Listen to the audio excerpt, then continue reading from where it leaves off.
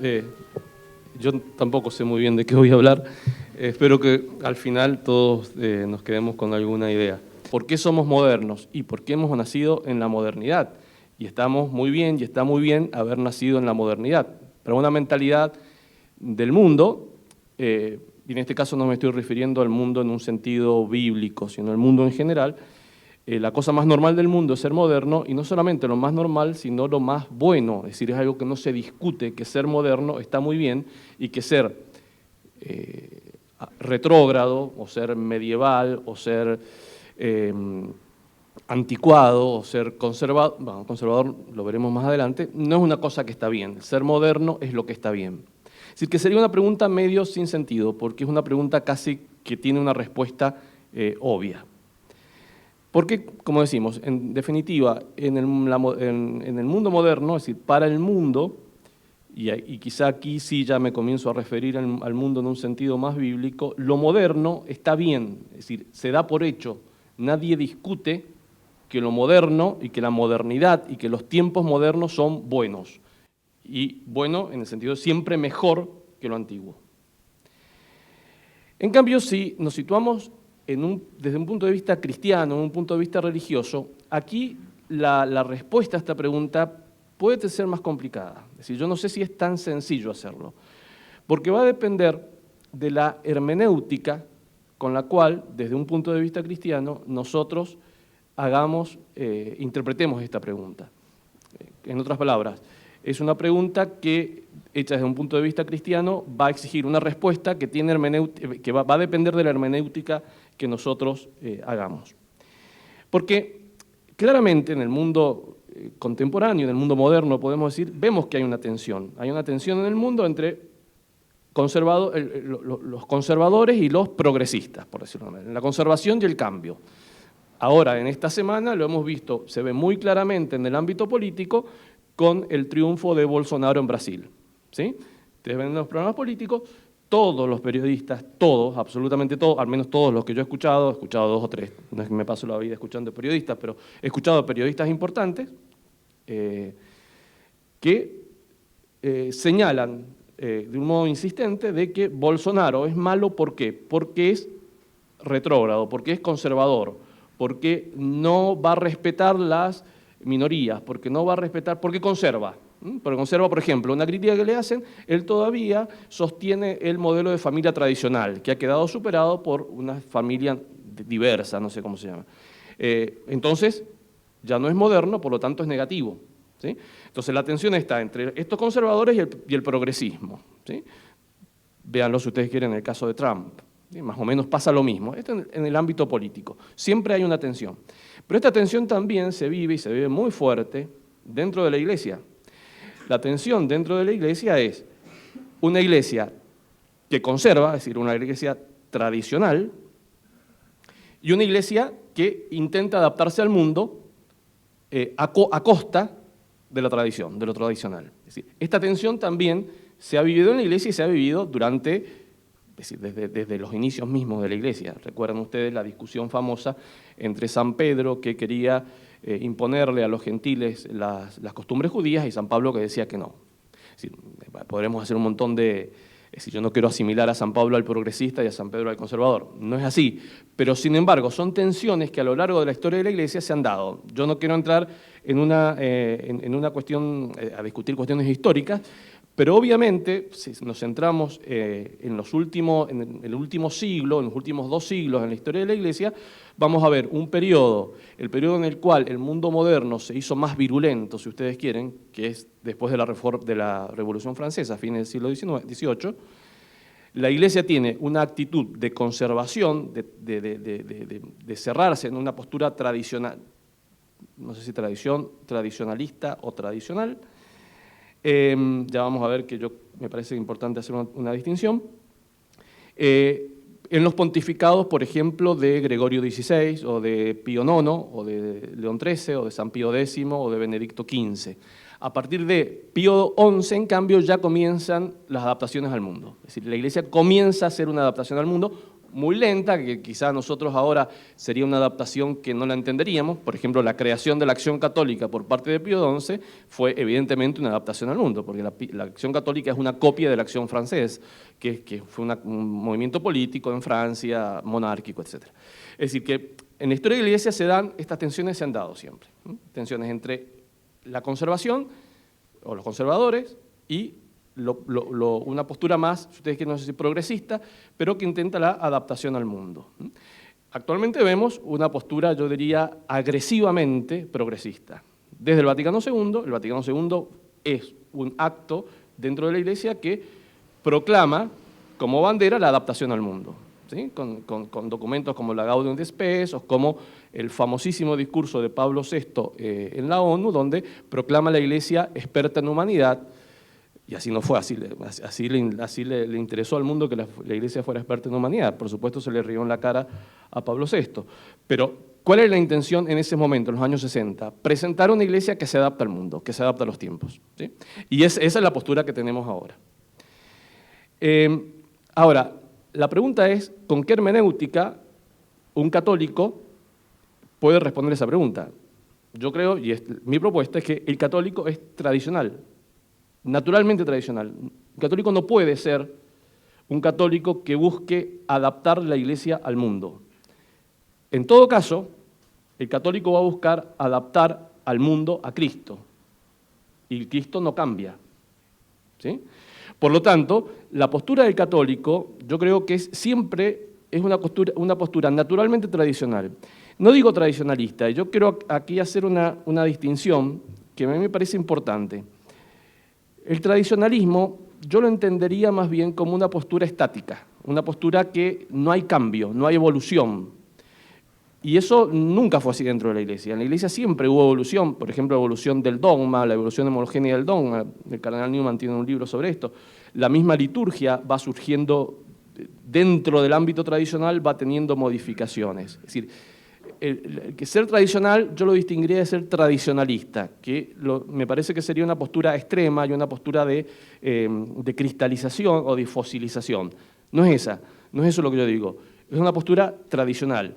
Y para eso me baso podría basarme en muchísimas citas, pero aquí hay dos que a mí me parece y siempre me parecieron muy relevantes y que están tomadas del libro del Apocalipsis. El primero es el ángel que habla a la iglesia de Sardes y dice: acuérdate de cómo recibiste y oíste mi palabra y guárdala. Y el otro, el ángel que habla a la iglesia de Filadelfia y dice: conserva con firmeza lo que tienes. En latín, serva quod habes. Conserva lo que tienes.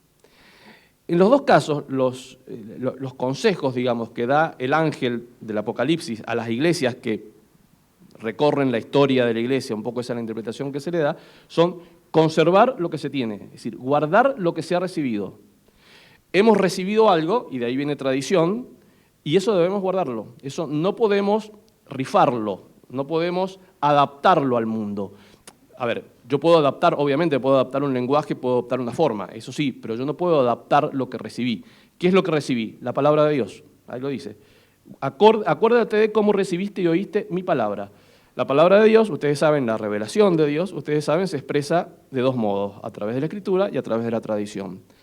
Entonces, me parece a mí, y insisto, es mi opinión, yo creo que el católico naturalmente es tradicional porque conserva lo que recibió. ¿Qué es lo que recibió? La palabra de Dios. Y la palabra de Dios expresada en la Escritura y expresada en la tradición. Entonces, los cambios, obviamente que pueden haber cambios de lenguaje, por ejemplo, si ustedes quieren cambio de estéticas, cambios de ese tipo, pero no se puede hacer un cambio sustancial. Entonces, yo soy muy crítico, por ejemplo, de que se haya que a través de una nota a pie de página, ahora resulta que el adulterio no sería pecado mortal. Está bien, hay que hacer un montón de distinciones que en realidad nadie las hace, pero ahí me están haciendo un cambio de doctrina. Eso no está en la tradición y eso no está en la revelación. Ahora resulta que la pena de muerte ya es una cosa absolutamente inaceptable. Siempre fue aceptable para la Iglesia hasta ahora. ¿Por qué es inaceptable? Y porque la sensibilidad del mundo moderno no acepta la pena de muerte. Entonces lo sacamos de la doctrina. Eso no se puede hacer. Eso no se puede hacer. Yo tengo que conservar lo que recibí, es mi deber.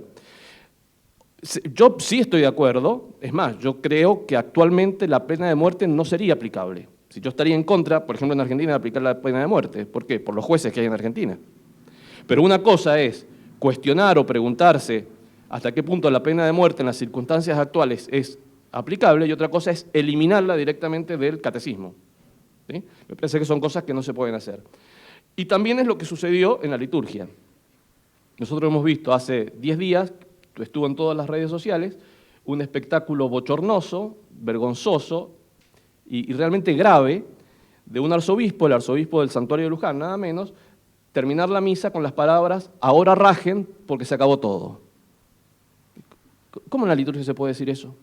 Es decir, ¿este hombre tiene la misma fe que tenemos nosotros? En la liturgia se puede decir eso. Es decir, ¿por qué se puede decir eso? Porque hubo un cambio en la liturgia.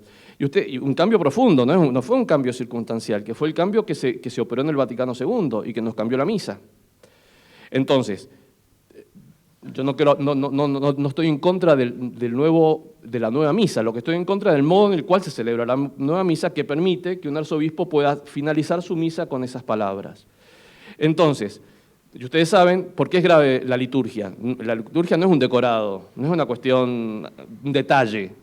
La liturgia es central en la Iglesia, esto lo dice el Vaticano II en la Sacrosanto Concilium. Es decir, la Iglesia vive de la liturgia.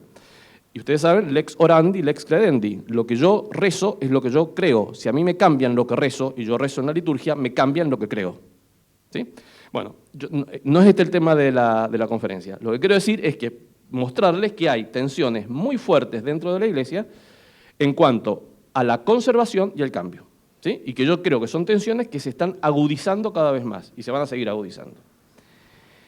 Pero no es el tema de la conferencia. El tema de la conferencia es, si nosotros, como creo que la mayoría o muchos de ustedes que yo los conozco y que somos más bien de un pensamiento, si ustedes quieren, católico, conservador o tradicional, no tradicionalista, tradicional, nosotros diríamos, bueno, obviamente que no somos modernos, nosotros somos tradicionales, somos católicos. Pero el tema es que yo no sé si es tan así, y esa es la propuesta de la conferencia. Y yo voy a centrarme en la cuestión de la modernidad, podríamos verlo en muchos aspectos. Yo he elegido uno, que es la cuestión del materialismo. ¿Sí? Es decir, la cosa sería, ¿de qué manera nosotros somos materialistas y por lo tanto somos modernos? Y no nos damos cuenta que somos materialistas y no nos damos cuenta, por lo tanto, que somos modernos. ¿Sí? Yo aquí he sacado una definición de materialismo que podrían ser cualquier otra. Dice, es el estado del espíritu que consiste en atribuir preponderancia de modo más o menos consciente a las cosas de orden material y a las preocupaciones con ello relacionadas. Yo creo que cualquiera de nosotros que tenga una formación católica básica estaría de acuerdo con todo esto. No habría discusión. Estamos de acuerdo con la concepción. Sin embargo, yo quiero mostrarles y quiero que reflexionemos hasta qué punto nosotros que estamos de acuerdo con estos conceptos, sin embargo el materialismo se nos ha filtrado y se nos ha colado. Y sin darnos cuenta, somos materialistas y somos muy materialistas. Lo cual significa decir somos muy modernos. ¿Sí? Ese es el objetivo de la conferencia. De alguna manera yo creo que la modernidad, más allá de que nosotros, o algunos de nosotros, no quiero hablar por todos, pero algunos de nosotros nos resistamos a ser modernos, la modernidad se nos ha colado. Esa es la verdad. Está en el aire, ¿sí? Si ustedes quieren, está en el aire, se respira. Y la respiramos desde que nacemos. Entonces es muy difícil no ser modernos, no por una cuestión de reaccionario sin causa, de rebelde sin causa, sino ser moderno por una cuestión cristiana, pero darse cuenta realmente hasta qué punto lo somos.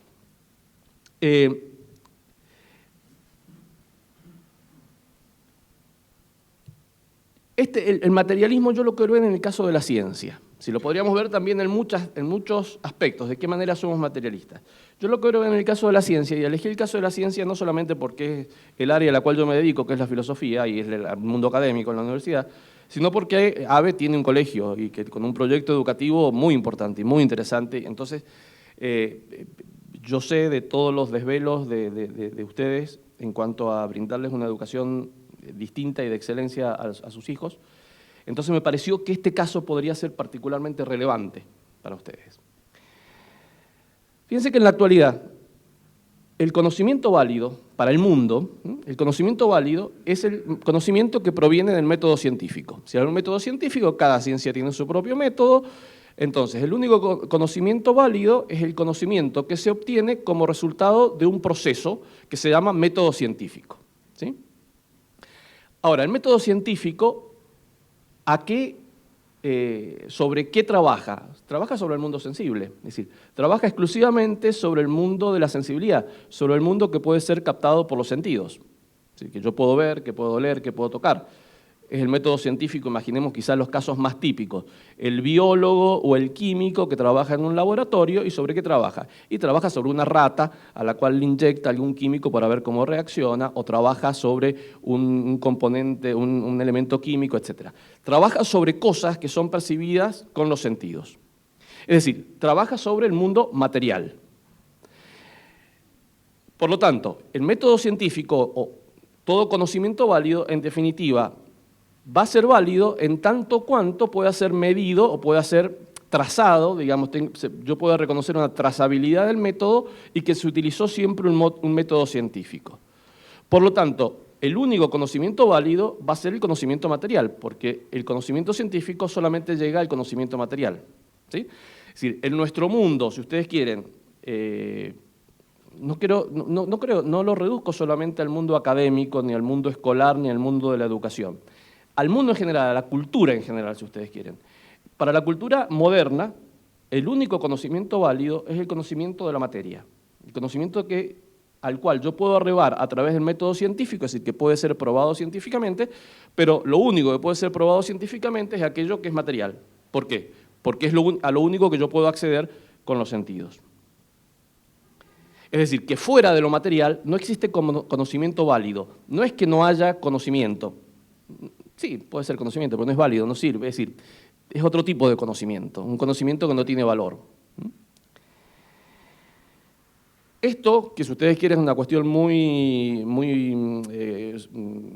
reducida al ámbito académico, se traslada inmediatamente a la educación, y a la educación desde jardín de infantes, ¿sí? La educación termina siendo una educación materialista, es decir, solo se estudia lo que es materia. Desde niño nosotros hemos recibido esto, fíjense ustedes cómo, y yo creo que se va acelerando con el tiempo, solo se estudia lo que tiene que ver con la materia y ordenado a la manipulación de la materia. Quizás no se vea de un modo tan brutal, pero en realidad está ordenado a eso. Estoy hablando en el mundo, ¿no? En la educación del mundo. Hoy veía en un videíto de una entrevista que le hizo Carlos Pañi, que es un periodista que sea de los periodistas más conocidos, más importantes de Argentina, el lunes pasado le dedicó nada menos que 20 minutos de su programa, que es muchísimo tiempo, a un educador. Porque él decía, acá lo único que la posibilidad que tiene Argentina y el mundo de salir adelante es por la educación. ¿Qué tenía de particular este educador? Que tiene que haber sido muy buen educador. Que había creado una escuela agrícola en Tres Arroyos, creo que era, y que en esa escuela agrícola los chicos ya en el secundario sabían hacer biodiesel, sabían hacer, criaban truchas y no sé. ¿Cuál es la educación? ¿Cuál es el concepto que había detrás? Y que hay detrás de toda esta educación, de todo el ambiente educativo, cultural? Todo debe estar ordenado a la manipulación de la materia, es decir, a conseguir algo práctico, a manejar la materia, ¿sí? Cosa que el chico, fíjense que es muy repetitiva la frase, educación para el trabajo, ¿sí? Lo importante es que el chico salga del secundario y ya tenga herramientas para manejarse en el trabajo, así que pueda trabajar y pueda ganar plata. Es decir, en definitiva, que pueda tener herramientas para manipular la materia. ¿Por qué? Porque es lo único válido, ¿sí? La otra cosa es relleno. Entonces uno entiende claramente y resulta muy obvio de que las materias humanísticas, que son materias de relleno, que no tratan de manipular a la materia, estas materias humanísticas han terminado poco a poco siendo eliminadas de las currículas del secundario y de las currículas de la universidad. Hasta hace algunos años, no sé, 15 años atrás, por ejemplo, la carrera de abogacía, creo que eran 6 años, 5 o 6 años, porque poníamos varias materias humanísticas. Las eliminaron a todas, ¿sí? Porque lo importante es prepararlo rápido para el trabajo. ¿Para qué? Bueno, ya vamos a ver para qué. Pero en definitiva, es para tratar de que rápidamente pueda manipular la materia, pueda manipular lo material en un sentido amplio. Entonces, la educación en el ámbito educativo es válido solamente lo que es medible, es decir, lo que es material. Y fíjense hasta qué punto esto es así, que la gran preocupación de los ministros de educación del país son cuántos días de clase tiene el alumno y cuántas horas de clase tienen, ¿sí? Y se desesperan si se pierden horas de clase. Una cuestión material. ¿Cuántas horas, cuántos días? La evaluación, ¿qué es lo que se evalúan? ¿Cuántos conocimientos tienen? Cantidades, ¿sí?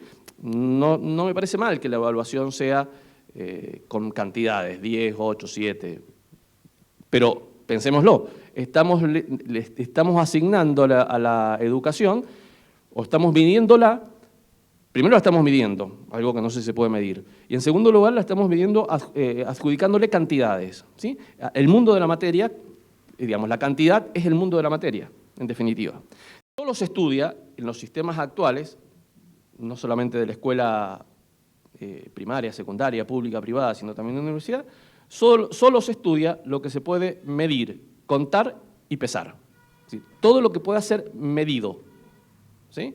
El resto no se estudia. ¿Por qué? Porque es pérdida de tiempo, porque es relleno, porque no sirve. ¿Sí? Porque se busca lo que sirve. Es decir, que lo real es solamente lo material. Yo ahí lo he puesto un poco así destacado, el título, porque me parece interesante pensarlo y reflexionarlo. Los estudiantes, desde 5 años hasta el universitario, va a tener ante sus ojos solamente lo medible. Esta es su dimensión de lo real. Es decir, si al chico solamente le enseñamos lo que se puede medir, su realidad va a terminar siendo lo que se puede medir. ¿Y qué es lo que se puede medir? La materia. Lo que no es materia no se puede medir. Por lo tanto, su mundo real, el mundo en el cual se va a mover, va a ser el mundo exclusivamente material. Lo real va a terminar siendo lo material. Lo que no es material no es real.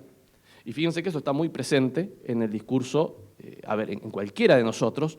Cuando hablamos de real o de realidad, nos referimos en general a cosas materiales. Las cosas que no son materiales, como desde la fe hasta la belleza o la justicia, no son cosas reales porque no son materiales. Obviamente que son reales, pero no las consideramos como reales porque estamos como formateados para entender lo real exclusivamente como lo material.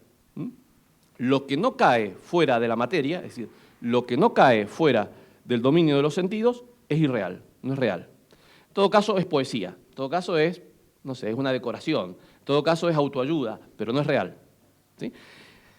A mí me parece que, no sé, esto piénsenlo ustedes cada uno, pero a mí me parece que es un poco lo que está, lo que nosotros tenemos, porque lo hemos recibido en la educación, más allá que denunciemos esto en la palabra, pero en nuestro modo de entender y en nuestro modo de entender y de ver el mundo, en definitiva estamos viéndolo así. Lo estamos viendo como que solamente entendemos como real lo material, y lo que no es material, bueno, sí, pero no tanto. ¿Sí? ¿En qué termina esto? En un utilitarismo instintivo. Es decir, somos instintivamente utilitarios. Cualquiera de nosotros, si nos preguntara, ¿ustedes son utilitaristas? Todos diríamos, no, por supuesto que no, yo no. Pero instintivamente somos utilitarios. Es decir, instintivamente buscamos las cosas, o solamente las cosas, que nos puedan reportar alguna utilidad. Y sencillamente porque la ciencia y las cosas sirven y valen por su carácter práctico. Entonces, ¿por qué? Porque es material. Entonces, lo que no se puede ver y tocar, lo que se puede ver y tocar, lo que cae bajo el dominio de los sentidos, y por lo tanto no hay lugar para la inteligencia. Aquí yo les voy a hacer alguna reflexión de tipo más filosófica, y es la siguiente. La inteligencia es una facultad espiritual, ¿sí?, que se maneja si bien necesita de los datos sensoriales para trabajar, pero se maneja con realidades, digamos, con conceptos universales, que no son materiales. En cambio, los sentidos trabajan exclusivamente sobre los individuos sensibles, sobre los individuos materiales. ¿Sí? No sé si es muy complicado esto. Más o menos los que han entendido algo de filosofía es así. Es decir, la inteligencia es una facultad superior que es espiritual. Y los sentidos, en cambio, son materiales, porque su objeto propio son los objetos de la materia. La inteligencia necesita de los datos sensoriales, obviamente. Santo Tomás decía que nosotros cuando nacemos somos una tabula rasa, es decir, nacemos sin nada escrito, entonces a través del conocimiento sensorial vamos conociendo. Pero no se reduce a ellos, como sucede con los animales. Con los animales, fíjense que el conocimiento del animal se reduce solamente a un conocimiento material, o si ustedes quieren, a un conocimiento del individuo, no es un conocimiento intelectual. Les pongo un ejemplo. Imagínense un prado. En el prado, bueno, ahí no hay un prado, pero imagínense en un prado que hay flores silvestres y hay una vaca, ¿sí? La vaca que va caminando por ese prado solamente se va a acercar a la flor, o solamente la flor le va a llamar la atención, en tanto cuanto la flor sea útil para ella. Es decir, en tanto cuanto la flor se la pueda comer. Si no, la flor se le pasa absolutamente desapercibida. Un hombre, en cambio, es capaz de no solamente atender a la flor o buscar la flor porque la flor es algo para él, porque se la puede comer, sino porque le gusta la flor, simplemente por el solo hecho de contemplar un objeto bello que es la flor. Eso es trabajo intelectual, eso es el trabajo espiritual de la inteligencia, que los sentidos no pueden darlo, porque el sentido se queda solamente en lo que es útil, en el individuo que es material y que le brinda una utilidad. Ese es el mundo animal, es un mundo muy cerrado. Scheller habla de sistemas cerrados, ¿sí? Son sistemas muy acotados, son sistemas muy limitados. ¿Por qué? Porque el animal solamente va a tener en cuenta o le va a llamar la atención o se va a sentir movido o se va a sentir interpelado, si ustedes quieren, para utilizar una expresión más contemporánea, por aquello que le pueda ser útil. ¿Útil para qué? Para alimentarse o para reproducirse. El resto no le causa ninguna, no le pasa nada. Es decir, por eso no hay animales artistas o no hay animales astrónomos. No es porque solamente con las pezuñas no puedan manejar un telescopio, sino porque al animal no le interesa el firmamento, no entra dentro de su campo de interés. Por eso un animal no se va de vacaciones. Sí, yo puedo llevar a un animal de vacaciones, pero es lo mismo que lo lleve o no lo lleve, porque el animal, si se va a interesar en las vacaciones, el perrito si ve a una perra en celo que está por ahí, pero no va a decir qué linda la playa. Para él es lo mismo, ¿sí? Porque lo único que le llama es lo que cae dentro del ámbito de los sentidos, que es el ámbito de los individuos, el ámbito de la materia. Entonces, ¿por qué hago esta introducción, si ustedes quieren, filosófica, que muchos de ustedes la deben saber? Porque si nosotros, o el mundo moderno, ha construido un mundo en el cual solamente se considera lo material, es decir, solamente es válido el conocimiento que a mí me viene de lo material, implica que solamente es válido el conocimiento que me viene por los sentidos. Implica que estoy reduciéndome a un conocimiento bastante similar a un conocimiento del animal. No voy a decir el mismo, pero un conocimiento bastante similar al conocimiento animal. No es un conocimiento intelectual, es un mundo que está dejando la inteligencia, y me refiero a la inteligencia en el sentido clásico de inteligencia, no de la inteligencia como facultad de adaptación, como actualmente se dice, sino la inteligencia como facultad espiritual, ¿sí? La está dejando de lado, no hay inteligencia. El hombre no piensa como hombre, simplemente utiliza. Y por eso actualmente muchas corrientes de antropología entienden a la inteligencia o definen a la inteligencia como una capacidad de adaptación. Claro, sí, obviamente, en el mundo actual la inteligencia es capacidad de adaptación, es adaptarse a la materia circundante. La inteligencia, tal como la entiende el católico, o la entiende, no voy a, esto Aristóteles también lo entendía así, no era católico, sí, tal como la entiende un hombre natural, de formación clásica, podemos decir, la inteligencia es mucho más que eso. La inteligencia no es solamente capacidad de adaptación, la inteligencia es una facultad espiritual que me permite mucho más, me permite trascender lo material. Más o menos se entiende lo que voy diciendo. Yo sé que son conceptos por ahí demasiado filosóficos, y bueno, ahí está Joaquín Leva, que es alumno mío en filosofía, y él me va a entender, pero no puedo pretender que todos me entiendan. Hasta lo que he dicho hasta ahora, lo que empecé diciendo sobre el tema de la iglesia, tradición o renovación, lo que he dicho ahora, parecería y daría la impresión de que yo soy un reaccionario furibundo. Sí, puede ser que sea un poco reaccionario, pero no creo que sea furibundo. Sí, ¿qué es lo que quiero decir? yo con esto no estoy negando que haya un progreso, es decir, no estoy negando de que el mundo haya progresado, en el sentido actual de la palabra, en el dominio del mundo material. Obviamente, a partir del siglo XVI, a partir de, si ustedes quieren, de la apertura o del abandono de la filosofía clásica, desde el punto de vista filosófico, pero a partir de que comienza la técnica a desarrollarse, la ciencia y la técnica a desarrollarse, el hombre evidentemente ha logrado un dominio del mundo material que antes no tenía. Es decir, nosotros estamos ahora materialmente mucho más avanzados de lo que estaba un hombre del siglo XIII. No hace falta decirlo, es así. ¿Y eso está mal? No, no está mal, está bien. Es decir, yo no estoy en contra de eso. De hecho, el progreso siempre fue natural al hombre. Siempre los hombres han deseado progresar. Lo que pasa es que aquí lo que yo critico, o lo que yo señalo al menos, es que el progreso se ha limitado a un progreso exclusivamente material, que no está mal, pero es muy incompleto para el hombre. El hombre exige un progreso que sea mucho más que el progreso material. Las sociedades no son estáticas, siempre las sociedades tienden a moverse y a progresar. Sí, eso es real. Es decir, el cambio no es malo, está bien cambiar. De hecho, fíjense ustedes que en el cristianismo tiene, en la ascética, digamos, en la espiritualidad cristiana, un punto, si ustedes quieren, central y hasta yo diría el punto inicial, es la conversión, la metanoia. ¿Qué es la conversión? El cambio. ¿Sí? El cambio de una vida de pecado a una vida de virtud. Si el cambio no es malo el cambio, ¿sí? Lo que lo convierte en malo es el punto de llegada que tiene, es decir, ¿hacia dónde cambio? ¿Sí? Por lo tanto, el cambio por el cambio mismo, que es lo que vemos en la actualidad, no tiene sentido. Por ejemplo, ¿a qué me refiero con esto del cambio por el cambio mismo? Yo estoy muy acostumbrado por el ámbito universitario, quizá lo vean más aquellos que están en el ámbito de la educación secundaria o primaria, que la gente se horroriza y señalan como un aspecto muy negativo que una escuela, que un colegio tenga un programa de estudios o un plan de estudios de 1970. ¡Qué barbaridad! Tiene un plan de estudio de hace casi 50 años. Hay que cambiarlo, porque es un plan viejo.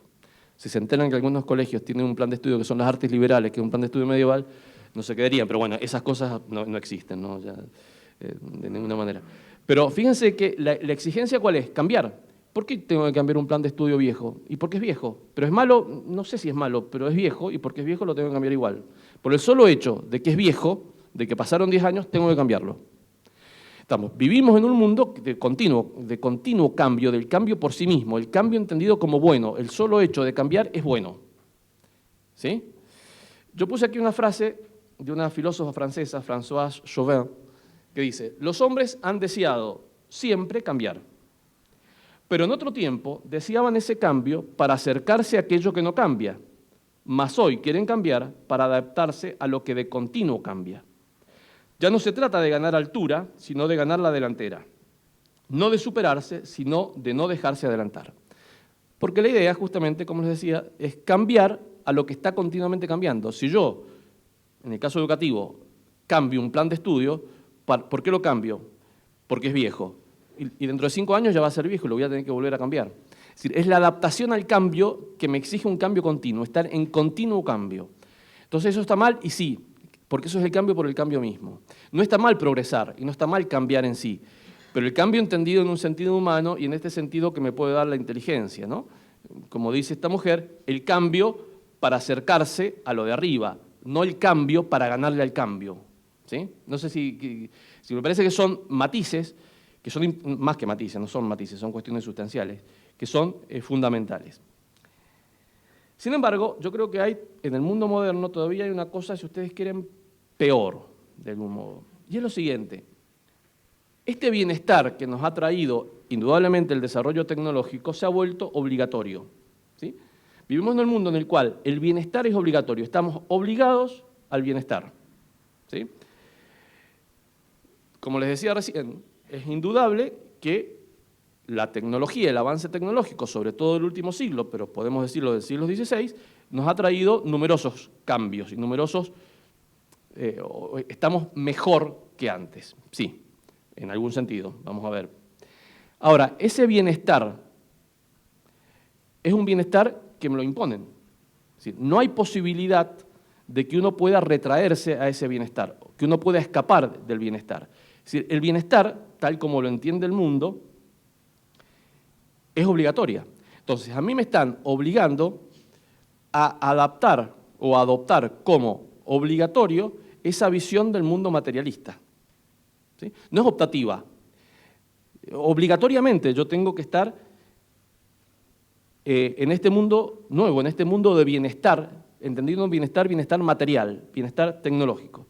Fíjense que es imposible escaparse porque hay un esfuerzo enorme por uniformizar el mundo, para que el mundo sea uniforme, para que todo el mundo sea igual y todo el mundo sea igual de confortable. Es decir, no estoy diciendo que sea igual en cosas materialmente malas, no, sino que todos sean igualmente o tengan el mismo tipo o que sean uniformemente, o que vivan uniformemente bien. Les pongo un ejemplo a ver si sirve. Como decía José, yo a lo largo de varios años he viajado mucho, he vivido mucho tiempo fuera del país. Y yo he notado, y lo hemos hablado con varios amigos, de qué manera en los últimos, yo diría, 10, 15 años, se nota en los pueblos europeos, pueblos de Italia, concretamente de Italia, de España, de Inglaterra sobre todo, que es donde conozco más, una uniformidad impuesta no por la ley, sino impuesta por el ambiente, ¿sí? Impuesta por el mundo materialista, en el cual ya ha dejado de tener espacio la propia idiosincrasia, la propia civilización. Hasta en el caso concreto, si ustedes quieren, de Oxford, que yo conozco más Oxford, que es una ciudad relativamente pequeña. La calle principal, hasta hace 10 años, tenía una panadería, una sastrería, una florería, con los escaparates de madera, vidrio, partido, muy típico inglés. Ustedes van ahora, desde hace unos 4 o 5 años, a esa misma calle y todos tienen McDonald's, Burger King, comida china, comida coreana, Primark, que es una tienda enorme, y es exactamente lo mismo, o Zara, exactamente, si ustedes van a Italia, van a encontrar, los pueblitos italianos tienen exactamente lo mismo, con los mismos escaparates, es decir, la uniformización. Está todo uniformizado y es de un modo obligatorio, es decir, es muy difícil resistirlo. Y de esa manera se van perdiendo las idiosincrasias, ¿sí? Se va perdiendo la cultura, porque en definitiva, ¿qué es lo que hace el hombre con su inteligencia? ¿O qué es la cultura? La cultura es la capacidad que ha tenido el hombre siempre de modificar con su inteligencia lo material, ¿sí? Entonces modifica, supongamos, los alimentos para poder comerlos de acuerdo a su gusto. Entonces, no sé, los chinos comen gatos y perros, nosotros comemos vaca. Pero, ¿por qué? Porque hay una modificación, es la cultura de ellos, está bien, me puede gustar más o menos, pero hay una modificación. Entonces, las culturas, los modos de vestir, no sé, estoy inventando, un alemán va a modificar o modificó en una época el algodón y el lino para vestirse de una manera distinta al español, que lo modificaba de otra manera. Y eso es lo que hacía la cultura. Y eso es obra de la inteligencia. El animal es exactamente igual aquí que el perro alemán es igual en Alemania o en España. Ahí no había cultura, ¿sí? Entonces, la uniformización del mundo, en definitiva, yo creo que en ciertos aspectos, no voy a decir totalmente, pero sí en ciertos aspectos tiende nuevamente a convertir al hombre en un ser privado del uso de la inteligencia. Porque su inteligencia ya lo único que hace es guiarse por ese mundo uniforme. Si ustedes quieren, por esa aldea global. Es decir, las mayorías son las que imponen una aldea global, un mundo global, en el cual yo vaya a un pueblito español, vaya a un pueblito inglés o vaya a un pueblito de Hong Kong, yo voy a ver exactamente las mismas tiendas, voy a poder comprar la misma ropa, comer la misma comida y ver los mismos hombres, ¿sí? El problema, eso no estaría mal o yo no podría oponerme. El problema que yo veo es que eso se está convirtiendo en algo obligatorio. Es decir, es obligatorio. Es muy difícil resistirse a eso. A ver, ¿por qué los oxonienses cambiaron estas vidrieras que yo les decía? ¿Porque eran modernos? Y probablemente, pero en realidad, en el fondo, no fue una cuestión filosófica de que cambiaron por un razonamiento filosófico. No, fue por una cuestión de imposición de la modernidad. Es decir, esto es lo que se hace ahora. ¿Por qué? Y no sé por qué, pero se hace esto. Como les decía, está en el aire. Y a mí me llamó la atención, o me acordé de un libro que leí hace muchos años, que yo se los recomiendo que lo lean. Es una obra de teatro que se llama Rinoceronte, o Rinocerontes en realidad en plural, de Eugene Ionescu, que es un dramaturgo rumano que vivió en Francia. Es absurdo, ¿no? Es decir, la obra de... en general toda la obra de Ionesco, pero es muy interesante. Es una ciudad en la cual los habitantes se comienzan a convertir en rinocerontes, ¿sí? Entonces, lo que él va analizando a lo largo de la obra de teatro es las reacciones que van teniendo los habitantes de esa ciudad, un grupo de habitantes, frente a la rinocerización de la ciudad, ¿sí? Frente a ver que sus familiares, sus amigos se van convirtiendo en rinocerontes, ¿sí? Es una cosa absurda, pero es muy interesante. Yo acá copié un diálogo que se los leo. Deje a las autoridades actuar por sí mismas, le dice el que está convencido, porque hay uno solo que se opone, que se llama Berenguer, que es el único que se opone a rinocerizarse. Él no quiere convertirse en rinoceronte. Y sus amigos, que en un momento le habían dicho, sí, la verdad que sí, qué desastre, mirar rinocerontes, cómo puede ser que el panadero ahora sea un rinoceronte, en un momento los amigos también comienzan a rinocerizarse. Entonces se produce una discusión en la cual un amigo que ya está en proceso de rinocerización le dice: deje a las autoridades actuar por sí mismas. Después de todo, yo me pregunto si usted moralmente tiene el derecho de entrometerse en este asunto. Además, yo sigo pensando que la situación no es tan grave. Según creo, es absurdo preocuparse por algunas personas que han querido cambiar de piel. Ellas ya no se sentían bien en la suya, son libres, es algo que les atañe solo a ellos. Responde Berenguer, es necesario cortar el mal de raíz. El mal, palabra maldita. ¿Podemos saber dónde está el mal y dónde está el bien? Y un poco más adelante. ¿Pero usted encuentra esto natural? Dice Berenguer, refiriéndose a la rinocerización del pueblo. El otro responde, ¿qué más natural que un rinoceronte? Sí, pero un hombre que se convierte en rinoceronte, eso indiscutiblemente es anormal. Pero, ¿puede usted saber dónde termina lo normal o comienza lo normal? ¿Usted puede definir estas nociones, normalidad, anormalidad? Filosóficamente y médicamente nadie ha resuelto el problema. Esto, fíjense que fue escrito en los años 70, o quizá antes, no sé si Cecilia está acá, pero Ionesco es 60-70 me parece. Fíjense lo que está pasando ahora con la ideología de género, ¿sí? Cualquiera puede convertirse en un rinoceronte, no se convierte en rinoceronte, se convierten en las distintas posibilidades que brinda el género, ¿sí? Más o menos, menos, más. Y nadie puede discutirlo. ¿Por qué? Porque, por eso. ¿Pero cómo te vas a convertir vos que te llamás Juan en una mujer? ¿Pero qué es más natural que una mujer? Lo que dice ahí. ¿Qué es más natural que un rinoceronte? Bueno, pero no es normal. ¿Pero que vos me vas a venir a definir qué es lo normal y qué es lo normal? Eso no se define, ¿sí? Realmente es profético lo de este hombre. Y lo curioso es, si ustedes leen la obra, es que es un proceso en el cual esta rinocerización se da de a poquito. Primero se produce una reacción hasta que todo el pueblo termina rinocerizado. Pero el pobre Berenguer, que tiene que escaparse, porque si no los rinocerontes lo matan, ¿sí? ¿Por qué? Porque frente a este mundo, a esta rinocerización del mundo, no hay posibilidad de resistencia, ¿sí? Entonces, estamos terminando, yo creo, los católicos, o al menos un grupo de católicos, un grupo importante, creo yo, espero, al menos, estamos estamos actualmente, frente a esta situación, dando una batalla para demostrar, como decía Chesterton, que el pasto es verde. Es decir, la marcha que se hizo el fin de semana pasado, que se llama con mis hijos no te metas, en definitiva, ¿qué es lo que se decía? Y mirá, la familia es papá y mamá. Es decir, el pasto es verde. Es decir, yo no puedo demostrarte que es decir, ¿cómo puedo hacer para demostrar que el pasto es verde? Y no lo puedo demostrar, es evidente, ¿sí? Es absurdo pretender una demostración de que el pasto es verde. Pero Chesterton esto lo escribía en los años 20 y nos está pasando a nosotros. Nosotros ahora estamos teniendo que demostrar que el pasto es verde. Es decir, que la familia es papá y mamá y que el hombre es o varón o mujer. ¿Sí? El pasto es verde, ¿sí?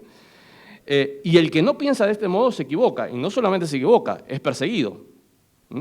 Es un personaje, como le decían los periodistas argentinos a Bolsonaro, yo he escuchado decirlo, yo no soy bolsonarista, ni sé quién es Bolsonaro, pero me llamaba la atención, antes de que ganara, yo he escuchado a periodistas importantes, como Pañi, decir Bolsonaro es un personaje horrible, es un atraso para la civilización, la gente que piensa bien no votará a Bolsonaro, es un monstruo. Todo esto le decían a Bolsonaro. Y Bolsonaro, a ver, Bolsonaro no era no es un reaccionario, Bolsonaro es un tipo conservador, nada más. ¿Sí? Pero porque dice que va a respetar la familia tradicional, no es un reaccionario, es un tipo que está atrasando, es un monstruo. Fíjense al nivel que hemos llegado. ¿Por qué? Porque esto se está haciendo obligatorio. Es decir, la rhinocerización de la sociedad es obligatorio y el que no se rhinoceriza debe ser excluido. Yo creo que nos estamos enfrentando a eso. Bien, esto es un aspecto que yo veo de este mundo moderno, esta modernidad que surge todo por una consideración exclusivamente material y apegada a los sentidos. Pero hay un segundo aspecto que yo lo voy a tratar más brevemente, que es el trabajo y el dinero. Porque fíjense ustedes, si el estado de bienestar, no el estado de bienestar, estar bien, si es obligatorio estar bien con la tecnología, estar bien, me refiero a nivel físico, ¿sí? Si eso es obligatorio, yo no puedo resistirme al avance tecnológico, eso se ha vuelto obligatorio. Por lo tanto, si es obligatorio, yo voy a necesitar dinero para poder comprar esa tecnología que me va a permitir estar bien, es decir, me va a permitir tener una computadora, me va a permitir tener un televisor muy lindo, me va a permitir tener Netflix y tener internet y tener un buen auto y tener una linda casa y tener vacaciones, etc. Todo eso, que no digo que sea malo, yo lo uso todo eso, creo que todos lo usamos, no digo que sea malo.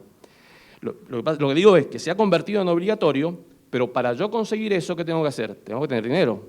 ¿Y qué tengo que hacer para tener dinero? Tengo que trabajar y tengo que trabajar mucho, ¿sí? Por lo tanto, el trabajo asociado al dinero se ha convertido en algo absolutamente obligatorio. A punto tal que el perezoso, el que no trabaja, es casi un crimen, ¿sí? La pereza es concebida casi un crimen. Entonces se han invertido las cosas a modo tal de que uno ya no trabaja para descansar, sino que descansa para seguir trabajando, ¿sí? Fíjense la idea que nosotros en general tenemos, esto lo decía Piper en los años 70, la idea actual que nosotros tenemos es que los domingos o las vacaciones sirven ¿para qué? Para cargar las pilas, ¿para qué? Para trabajar. No.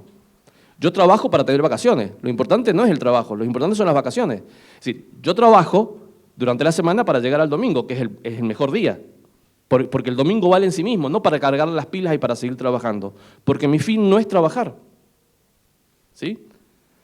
Es decir, pareciera, nos hemos invertido. ¿Y por qué trabajo? ¿Para ganar dinero? ¿Para qué? Para tener más cosas. ¿Para qué? Para vivir bien, en el sentido materialista del término. Aunque yo para ese vivir bien tenga que trabajar un montón. Y la pregunta es, ¿ese trabajar un montón realmente es vivir bien? No. Esta idea del trabajo continuo, y que incluso fíjense ustedes que ha llegado o tiene un carácter hasta moral el trabajo se lo considera bueno en sí mismo, y una cosa, mientras más trabajo cuesta, es mejor. Y una persona, mientras más trabajadora es mejor persona. Falso, no es así. ¿Sí? No necesariamente, es decir, muchas veces es así, pero no necesariamente es así. Puede ser una persona muy trabajadora y ser muy mala persona. ¿Sí? Y una cosa puede costarme nada y puede ser una excelente cosa. Es más, es mucho mejor que no me cueste nada. Y yo creo, claro, cuanto menos me cueste, mejor. Y esto no es facilismo ni es ser perezoso, ¿sí? Es decir, yo no voy a identificar esfuerzo con trabajo. Por eso la experiencia educativa que tiene NAVE y que yo lo he visto hace muy poquito en Buenos Aires, en otro colegio que tiene más años en esto, uno ve que los chicos efectivamente se divierten y les gusta educarse. Y les cuesta poco trabajo, pero se divierten y aprenden mucho más. Ese es el resultado. Pero esta necesidad de trabajar y de hacer cosas se ha metido en todos los ámbitos, incluso en el ámbito eclesial. Acá tenemos el padre Martín. Yo he leído con asombro que muchas veces en algunos comentarios comunicados de la diócesis, se ha vuelto un lenguaje muy habitual hablar de agentes de pastoral. ¿Sí? El sacerdote, el catequista, son agentes de pastoral. Que está bien, pero, veamos qué hay en el fondo. ¿Quién es un agente? Agens, el que hace. Entonces, lo importante en la iglesia es hacer cosas. Entonces, la actividad parroquial, la parroquia, mientras más actividades tenga, mientras más grupos juveniles, mientras más misiones haga, mientras más, es mejor. Y es mejor párroco y es mejor. Mientras más cosas hagas. ¿Por qué hay que hacer tantas cosas? ¿Por qué hay que trabajar tanto? El trabajo es para conseguir cosas materiales. No digo que en las parroquias se haga esto, por favor, no es esa mi idea. Pero muchas veces se corre el riesgo en todos los ámbitos de creer eso. Y yo abandono lo más importante, que en otro lenguaje podríamos decir que es la contemplación, que es el no trabajo, justamente. Por eso es que me ha venido muy bien un texto que escribió José Ferrari, que es un filósofo y que ustedes conocen, creo que alguno lo conoce, y que me lo pasó esta semana, o la semana pasada, pero que realmente es muy breve, son 6 páginas, pero que es muy bueno y me vino muy bien, así yo le recomendaría que lo socialice, como se dice ahora, ¿no? Que se llama Los hombres de negocio. Podría haber sacado muchos párrafos, pero bueno, saqué uno, elegí este. Al amparo de su honestidad y trabajo digno, hay hombres buenos, pues son hombres buenos, es decir, no estoy diciendo que sean mala gente, esta que trabaja tanto, que malgastan sus talentos haciendo plata, ¿sí? Se les escurre. ¿Por qué hacen plata? Porque quieren comprar cosas, ¿sí? ¿Por qué quieren comprar cosas? Porque creen que con eso van a estar mejor. Se les escurre la vida entre los dedos del tiempo. Se entumece la fe en los trajines de urgencias cotidianas. Y una religión pálida y cansina, sin riesgos, sin aventuras, comienza a dominar sus conductas. Una fe razonable, dicen ellos. Y es la fe vomitiva de los tibios que los dejará a mitad del camino. Ahí se pone un poco fuerte, José, pero es real. Es decir, en definitiva seamos razonables, ¿sí? No vamos a dar ejemplos, pero ¿cuántas agrupaciones católicas? Está bien tener dinero. No está mal tener dinero, y eso José lo deja en claro. No está mal tener dinero, pero parece que estoy diciendo una obviedad, pero es que la cuestión es que si nosotros tener dinero y buscar exclusivamente el dinero no es una cuestión meramente que va contra la parábola del rico de Pulón y del pobre Lázaro. No solamente eso, también es eso, y quizás sea lo más importante, pero sino que nosotros en realidad estamos siendo herederos sin darnos cuenta de una concepción moderna. Al hombre medieval, habría de todo en el hombre medieval, no lo voy a idealizar, pero hablemos mejor, el hombre que vivía en la cristiandad, no le interesaba tanto ser rico. ¿Sí? La pobreza no era mal vista, no era un vituperio ser pobre. ¿Sí? No la miseria, que es otra cosa. La pobreza, ¿qué es la pobreza? Contentarse con lo que yo necesito para vivir decentemente. Y nada más. Con eso era feliz. Si ustedes ven como testimonio histórico, más allá de los documentos escritos, ustedes ven las pinturas, yo he puesto varias acá y las he ido eligiendo. Por ejemplo, fíjense estas, la fiesta del pueblo, que es de la escuela, no sé si creo que es de la escuela flamenca. Está lleno en los museos de las fiestas del pueblo. Eran pueblitos chiquitos donde la gente celebraba fiestas y no había gente pobre, pero era feliz, ¿sí? Es decir, no había esa urgencia por ir a trabajar. Si ustedes, por ejemplo, la cantidad de feriados que habían antes eran muchísimos más que los que ven ahora, porque hacían feriados por cualquier santo. Y hacían feriados y hacían fiesta de bienes feriados. Porque pues, no estaban tan urgidos por el trabajo, porque se contentaban de alguna manera con esa pobreza en el sentido evangélico de pobreza, ¿sí? Este afán por la riqueza, no digo que no existiera antes, sí existía, pero es algo muy propio de la modernidad, ¿sí? Este afán universal, yo diría esta imposición del afán por la riqueza. Entonces, ya para ir terminando, ¿los hombres de hoy son más felices que los de antes? Si hacemos un razonamiento estrictamente filosófico, no. ¿Por qué? Porque los hombres de hoy tienen más necesidades, ¿sí? Porque al hombre de antes no necesitaba un televisor 50 pulgadas, ¿sí? No necesitaba ni siquiera una radio. Ahora nadie, no sé si nadie, pero la mayoría no tiene un televisor de tubos, tiene un televisor de pantalla plana. Y cada vez necesitamos más, y realmente lo necesitamos y lo vivimos como una necesidad. ¿Qué significa que lo vivimos como una necesidad? Que tenemos más carencias, es decir, en definitiva terminamos siendo más pobres, y por lo tanto somos más desgraciados, más pobres en ese sentido me refiero, ¿no? Y por lo tanto somos más desgraciados, ¿sí? esto no estoy diciendo obviedades que todo el mundo sabe, pero hay una creación de necesidades ficticias que, obviamente, creadas por el capitalismo, esto es propio del capitalismo, que me crean necesidades ficticias para que yo pueda seguir gastando. ¿Sí? Es obvio.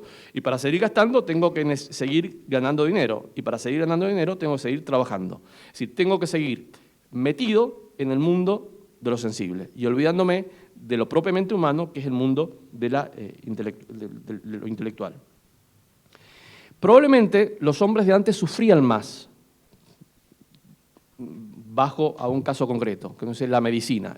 ¿Cómo voy a poder hablar ahora de un avance concreto como ha sido el avance de la medicina? Sí, probablemente los hombres de antes sufrían más, porque no existía, por ejemplo, el antibiótico, ¿sí? O porque no existían las técnicas quirúrgicas actuales.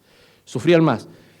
Pero yo no sé si el sufrimiento era igual que infelicidad, ¿sí? Si no sé si porque sufrían más eran menos felices, ¿sí? Porque el sufrimiento se lo entendía de otra manera. Acá es un tema muy interesante, yo lo doy en antropología médica, que doy en la Facultad de Medicina de la Universidad de Mendoza, ver cómo eso, es decir, cómo el sufrimiento tiene un gran componente simbólico que hace que, no sé si sufrían más, sí, objetivamente sufrían más, pero yo no sé si ese mayor sufrimiento se traducía directamente en una menor felicidad, ¿sí? Y cuidado, que en la actualidad estamos teniendo muchos más sufrimientos que antes no existían. ¿Por qué? Y porque actualmente hay mucha gente mucho más anciana que antes ya, digamos, gente ahora que hace 20 años ya se habría muerto, así que tendría que estar muerta. No digo que se mueran, pero tendrían que estar muertas. No están muertos, y está muy bien que no estén muertos, pero tienen dolores que antes no existían, porque son dolores que están surgiendo, que surgen en el cuerpo, que el hombre nunca los había experimentado, porque se moría antes de que ese dolor arribara, ¿sí? O incluso enfermedades muy dolorosas, como puede ser el cáncer, que terminan, sí, viven más que antes, sí, claro, pero con mucho más dolores que antes no existían, porque pues se moría antes. ¿Sí? Entonces, a ver, no estoy diciendo, me parece muy bien los avances del cáncer, contra el cáncer, sí, pero cuidado, no identifiquemos que eso es mayor felicidad. ¿Sí? La penúltima diapositiva, no se asusten, pues ya llevamos casi una hora. Una cita, una visión naturalista, porque en definitiva, y en esto vuelvo a Aristóteles, ¿qué es lo que el hombre busca y qué es lo que buscamos con todo esto? Es la felicidad. Entonces, la pregunta, si ustedes quieren que terminamos, con la cual cierro, yo decía, ¿por qué somos modernos? Y hacía una crítica a la modernidad. La pregunta es, ¿la modernidad, entendida en este modo que la hemos entendido, me va a dar la felicidad? ¿Sí? Porque seamos modernos vamos a ser felices. ¿Necesariamente la modernidad implica felicidad? Yo aquí puse una cita de Solzhenitsyn, de un libro de Solzhenitsyn que se llama El pabellón de cancerosos. Que voy a hacer un paréntesis, porque acá hay 3 o 4 que estudian medicina. Hay uno. Este libro es un libro largo y es un libro pesado de leer. Es una novela. Pero para un estudiante de medicina o para un médico es un libro, yo creo, tan importante como el Tratado de Anatomía Patológica. Es un libro que un médico y un estudiante de medicina debe leer. Debe leer. Bueno, cierro el paréntesis. Es para 3 o 4 que estudian medicina. Bueno, dice Solzhenitsyn, lo ubican a Solzhenitsyn, ¿no? Premio Nobel de la Paz, ruso, autor del Archipiélago Gulag, que muy perseguido por el régimen soviético, finalmente logra salir de Rusia y muere en Estados Unidos. Él, bueno, no quiero perder el tiempo explicando, pues una vida apasionante. Hay una biografía de Joseph Pearce, que es este gran escritor de biografías, sobre Solzhenitsyn, que es muy buena, yo se las recomiendo. Bueno, escribe Solzhenitsyn en este libro. No es el nivel de vida lo que hace la felicidad de los hombres, sino, por cierto, la unión de los corazones y el concepto de nuestra vida. Ahora bien, ambas cosas están siempre a nuestro alcance, y el individuo siempre es dichoso si lo desea y nadie puede impedírselo. ¿Sí? ¿Por qué pongo esta cita? Y a mí no me lo puede impedir la obligatoriedad que me quieran decir, vos no sos feliz si no tenés un televisor de 50 pulgadas. ¿Sí? Estoy exagerando, pero un poco es eso. Yo puedo ser feliz porque eso depende de mí. Insisto, es una visión naturalista. Pero es una visión naturalista que es muy importante, porque ustedes saben que lo cristiano supone lo natural. Es decir, la gracia supone la naturaleza. La gracia no es una cosa que viene, sí, es una cosa que viene de arriba, es un don creado, pero se encarna en una naturaleza concreta. Si no está lo natural, la gracia no tiene dónde actuar. Entonces, por más que esto sea una visión naturalista, es una visión imprescindible para nosotros como cristianos. Y yo aquí tengo una cita de Santo Tomás, que lo dice en la Prima Secunde. Porque fíjense que Solzhenitsyn dice, ¿qué es lo que me va a hacer feliz? Dos cosas. La unión de corazones, es decir, el afecto humano, estar rodeado de afecto humano, y el concepto de nuestra vida. Es decir, hacia mi ámbito humano y hacia dónde tiendo, cuál es el sentido que le doy. Santo Tomás dice en la Prima Secunde, dice, el hombre necesita para obrar bien, es decir, para ser virtuoso, es decir, para salvarse, el auxilio de los amigos, tanto en las obras como en la vida, tanto en las obras de la vida activa como en las obras de la vida contemplativa. Es decir, necesariamente el hombre, para ser feliz, necesita amigos. Se llama Juan de Oliva, que lo conocemos los que hacemos filosofía medieval nada más, pero es un tipo interesante. Y dice, el gustar en sí mismo cómo será el gozo de la vida eterna, solo se puede tener en esa vida, es decir, en la vida eterna. Pero fíjense, nada fortifica más el corazón del hombre para afrontar todos los trabajos y cumplir con todos los preceptos que tener presente ese premio eterno. Es decir, la religión lo que me da es ese pregusto del cielo. Entonces, al darme ese pregusto del cielo con una cosmovisión cristiana, hace que yo pueda afrontar de un modo más fácil el mundo tan difícil que nos toca vivir, porque es un mundo agresivo, ¿sí? Es un mundo muy agresivo contra nuestros valores cristianos. Entonces, ¿de qué manera poder escapar a esa obligatoriedad? Desde el punto de vista natural, ya lo dijimos, desde el punto de vista sobrenatural es la religión, que me da esa clave y esa capacidad o esa posibilidad de ver el mundo transfigurado, o tratar de poder ver el mundo transfigurado, de ver lo que está detrás del mundo, ¿sí? Si ustedes quieren, remitiéndome a Luis y a Narnia, la religión es la que me permite o la que me da la llave para abrir el ropero y poder abrir los abrigos y pasar al mundo de Narnia, ¿sí? Si ustedes quieren, en un mundo un poco más paulino, la religión es la que me permite darme cuenta que las cosas materiales que yo veo acá no son más que un reflejo de las cosas reales, ¿sí? San Pablo dice, ahora vemos como en un espejo, después veremos cara a cara. Pero claro, ver como un espejo era ver cómo veía un espejo San Pablo. Y estas cosas materiales que a nosotros nos llevan a vivir una vida de lucha, si ustedes quieren, contra este mundo material, en realidad son nada más que figuras de las cosas verdaderas que son las que están en el cielo. En modo platónico serían, las cosas que nosotros vemos acá no son más que reflejos de los prototipos, ¿sí? De las ideas que están en la mente de Dios. Bien, eso es todo y supongo que con las preguntas que me quieran hacer, si hay alguna, podemos terminar de darle unidad, si es que no quedó demasiado unificado el discurso.